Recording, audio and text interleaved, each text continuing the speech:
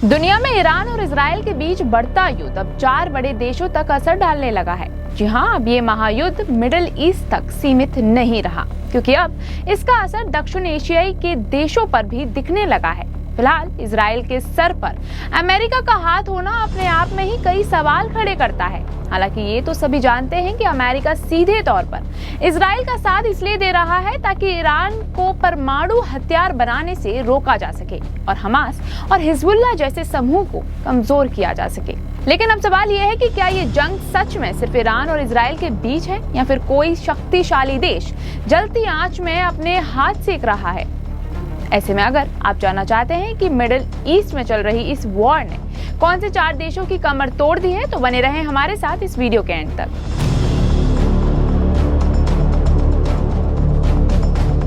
सबसे पहले बात करें पाकिस्तान ऑयल क्राइसिस की, तो ईरान युद्ध से होर्मुज़ स्ट्रेट में आई रुकावट के चलते देश में तेल की सप्लाई पूरी तरह से ठप पड़ गई है और क्रूड ऑयल प्राइस हाइक ने शहबाज सरकार की टेंशन को चरम पर पहुंचा दिया है। हालात ये हैं कि पाकिस्तान की सरकार ने कोरोना काल जैसे नियम लागू कर दिए हैं और ये सब तेल और गैस बचाने के लिए किए गए हैं, जिसके लिए पाकिस्तान सरकार ने लोगों को वर्क फ्रॉम होम दे दिया है, बच्चों की पढ़ाई ऑनलाइन कर दी है। तो वहीं पेट्रोल डीजल की कीमतों में भी तगड़ा इजाफा किया है, यानी कि एक तरह से इस जंग ने पूरे पाकिस्तान में ताला लगा दिया है, जिसकी वजह से एक बार फिर पाकिस्तान में कोरोना काल की तरह लॉकडाउन लग चुका है।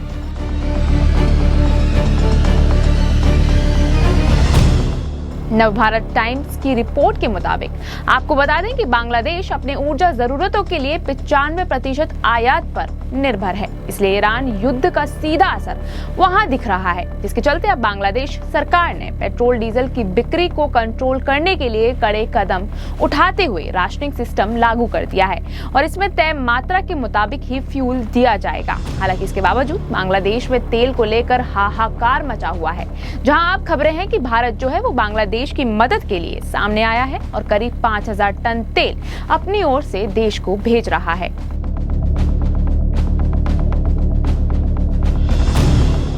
वहीं बात करें श्रीलंका की, तो देश में ईंधन की भारी कमी के कारण हालात काफी ज्यादा गंभीर हैं, जहां डेली मिरर की रिपोर्ट के मुताबिक सरकार ने सुरक्षा और सुविधाओं के लिए अहम फैसले लिए हैं, जहां फ्यूल हाइक प्राइस के साथ ही कई स्कूलों में ट्रांसपोर्ट फीस में 5% तक की बढ़ोतरी कर दी गई है, जिससे ये पता चलता है कि श्रीलंका का हाल भी बेहाल हो चुका है।